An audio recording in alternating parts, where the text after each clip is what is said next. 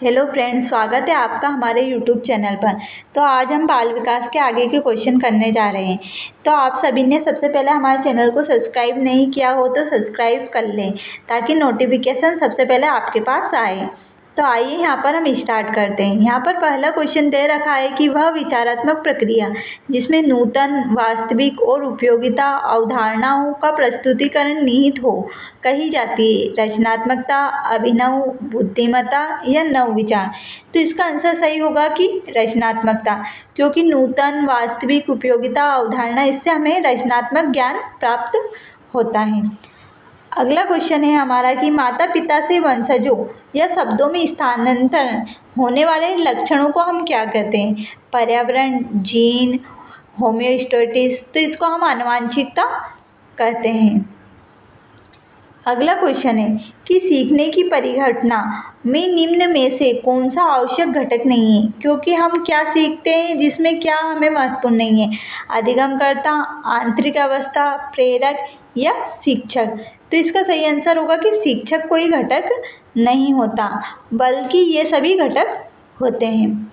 अगला क्वेश्चन है कि निम्नलिखित में से कौन सा सिद्धांत यह दर्शाता है कि अपेक्षित व्यवहार के सन्निकट सकारात्मक प्रक्रिया तथा पुनर्वलन के फलस्वरूप व्यावहारिक विकास किया जा सकता है?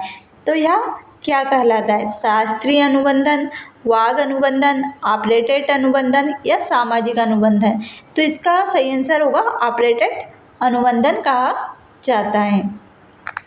अगला क्वेश्चन है कि वह प्रक्रिया जिसके द्वारा माता पिता यह अनुमान लगाते हैं कि उनके बच्चे में सभी सकारात्मक गुण हैं, क्योंकि वह एक गुण सकारात्मक है, तो यह क्या कहलाता है? परिवेश का प्रभाव, वातावरण का प्रभाव, प्रभाव का नियम या प्रतिलोम परिवेश का प्रभाव।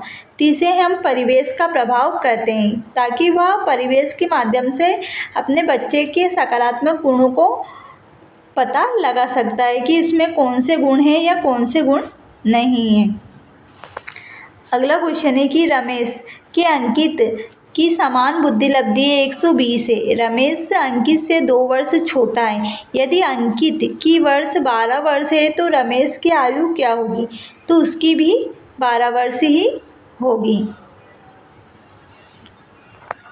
उसकी मानसिक आयु 12 वर्ष ही होगी। निम्न में से कौन सा असत चरण का उदाहरण नहीं है? असत चरण का उदाहरण नहीं है, कौन सा नहीं है? आयु, लिंग, वैवाहिक या आवासनीय स्थान। तो इसका सही आंसर होगा आयु, क्योंकि आयु सतत के अंतर्गत आता है, क्योंकि आयु घटती बढ़ती है, इसलिए आयु असत चरण का उदाहरण नहीं है। अगला क्वेश्चन है कि छात्र की प्रयोगात्मक दक्षता के आकलन में यथोचित रूप है। क्या है? साक्षात्कार, अवलोकन, लिखित परीक्षाएं, क्या हो सकता है? तो इसका सही आंसर होगा कि अवलोकन, क्योंकि यहाँ पर आकलन दे रखा है कि छात्र की प्रयोगात्मक दक्षता के आकलन में यथोचित रूप होता है अवलोकन होता है।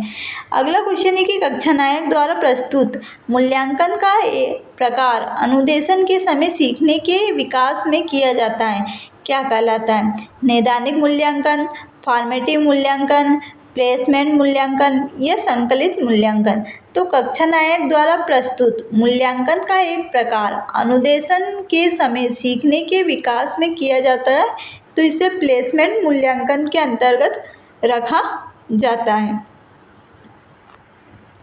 अगला क्वेश्चन है कि निबंधात्मक प्रश्न के निम्नलिखित में से सबसे अच्छा विकल्प कौन सा हो सकता है? तो निबंधात्मक मतलब हमारी परीक्षा में हम प्रश्न करते हैं तो वैकल्पिक प्रश्न आते हैं, लघुत्तरीय प्रश्न आते हैं और निबंधात्मक प्रश्न आते हैं। तो निबंधात्मक प्रश्न को हम कैसे पहचान सकते हैं कि यह निबंधात्मक प्रश्न के अंतर्गत है?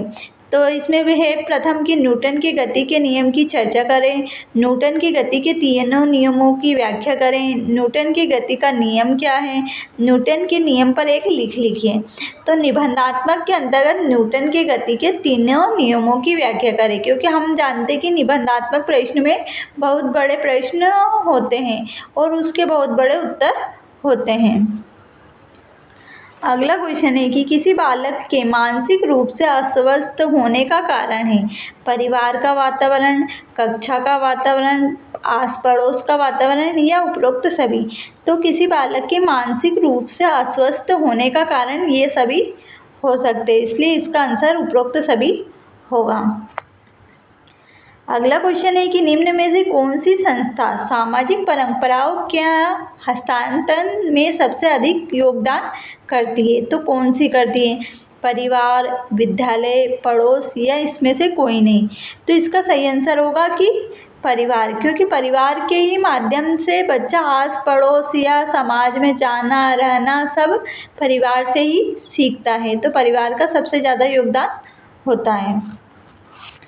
अगला क्वेश्चन है कि बालक में आपराधिक प्रवृत्ति के विकसित होने का मुख्य कारण क्या है।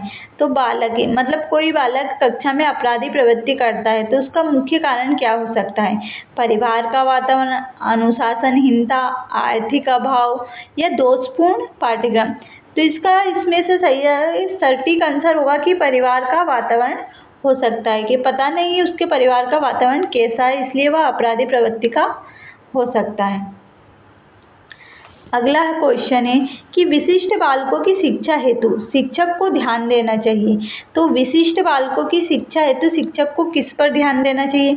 अपने पहनावे पर, अनुशासन पर, व्यक्तिगत आवश्यकता व समस्याओं पर या पाठ्यक्रम पर।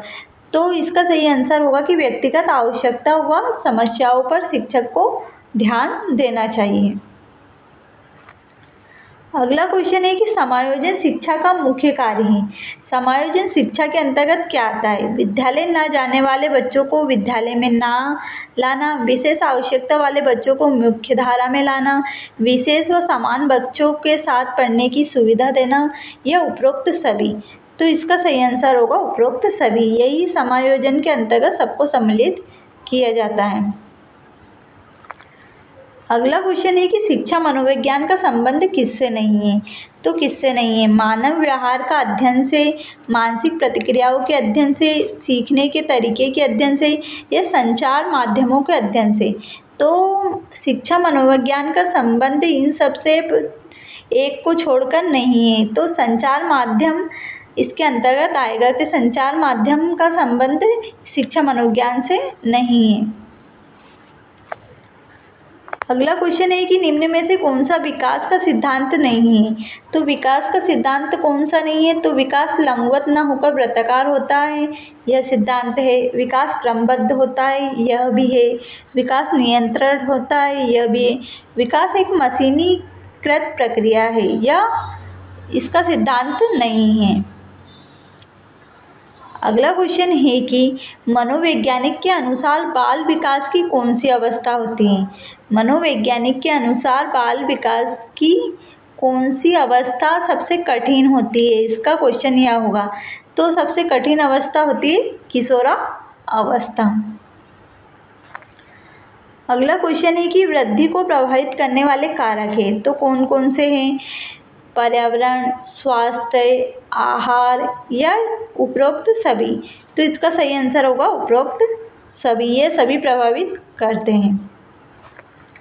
अगला क्वेश्चन है कि भाषा शिक्षण की प्रथम कक्षा किसे माना जाता है। तो भाषा शिक्षण मतलब कोई बालक भाषण या भाषा सीखता है तो उसकी प्रथम कक्षा किसे माना जाता है? पूर्व प्राथमिक कक्षा को, प्लेवे विद्यालय को, घर को या उपरोक्त सभी को। तो इसका सही आंसर होगा पूर्व प्राथमिक कक्षा को माना जाता है। अगला क्वेश्चन है कि शिक्षक को गृह कार्य की जांच करनी चाहिए। तो शिक्षक को गृह कार्य की जांच कब करनी चाहिए? कभी कभी, कभी नहीं, नियमित या जब छात्र कहें। तो इसका सही आंसर होगा कि शिक्षक को गृह कार्य की जांच नियमित करना चाहिए।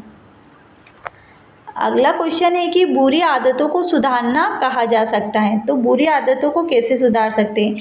डांट डपट कर, दोषारोपण द्वारा, अनुबंधन द्वारा या यह सभी द्वारा। तो बुरी आदतों को हम कैसे सुधार सकते हैं? अनुबंधन के द्वारा हम सुधार सकते हैं।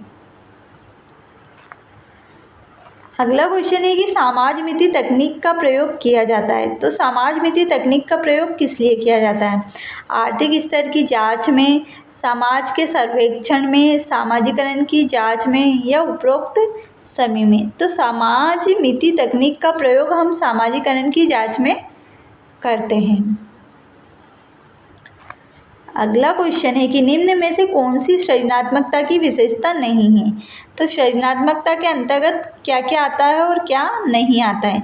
तो मौलिकता आता है, उत्पादकता आता है, अपरिवर्तनशीलता नहीं आता है, क्योंकि परिवर्तनशीलता आता है और यहाँ पर अपरिवर्तनशीलता दे रखा है, इसलिए यह आंसर सही होगा।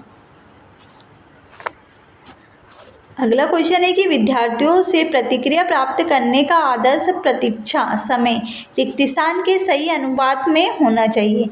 कैसा होना चाहिए। पिछली पाठों से प्रश्न उत्तर देने के लिए विद्यार्थियों द्वारा लिया गया समय, वास्तविक जीवन में प्रश्न की प्रासंगिकता, पाठ्य चर्चा में प्रकरण विशेष के लिए आवंटित समय या प्रश्न कठिनाई का स्तर।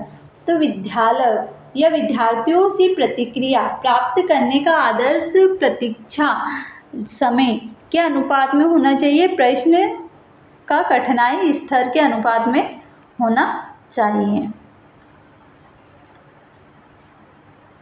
अगला क्वेश्चन है कि मान लीजिए आप विद्यालय शिक्षा बोर्ड के अध्यक्ष हैं। आप अपने अधिकार क्षेत्र के अंतर्गत आने वाले शिक्षार्थियों की शिक्षा की संपूर्ण गुणवत्ता को सुधारने के लिए योजना बनाते हैं। तो इस प्रकार का प्रश्न एक उदाहरण है।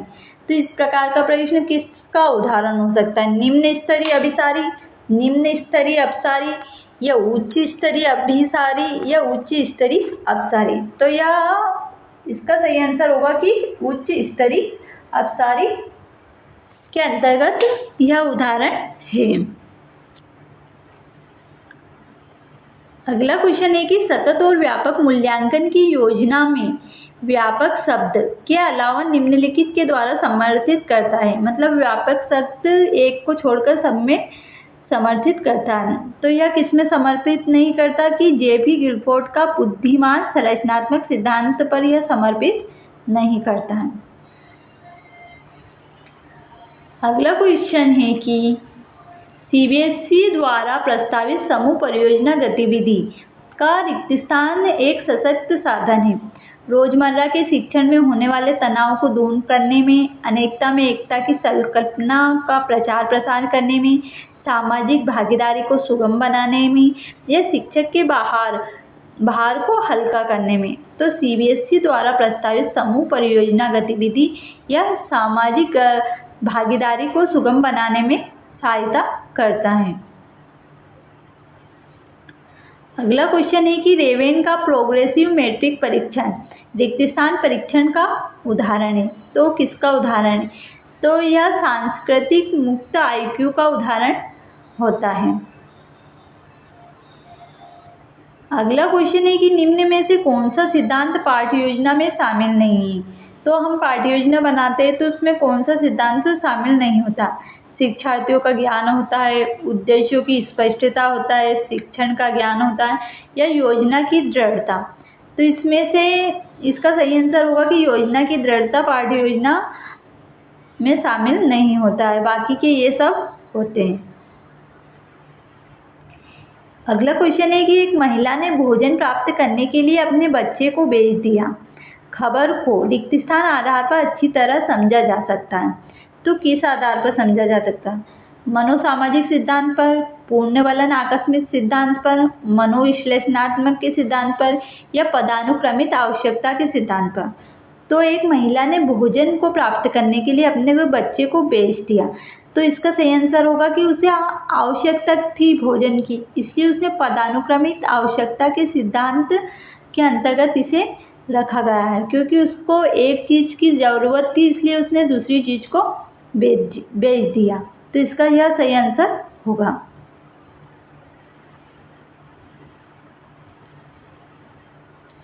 अगला क्वेश्चन है कि जॉन डीवी द्वारा समर्पित लेब विद्यालय के उदाहरण है। तो किसके उदाहरण है। पब्लिक विद्यालय के, सामान्य विद्यालय के, प्रगति विद्यालय के या प्रगतिशील विद्यालय के। तो जॉन डीवी द्वारा समर्थित लेब विद्यालय प्रगतिशील विद्यालय के उदाहरण के अंतर्गत आते हैं। उन्होंने प्रगतिशील विद्यालय के बारे में बताया है।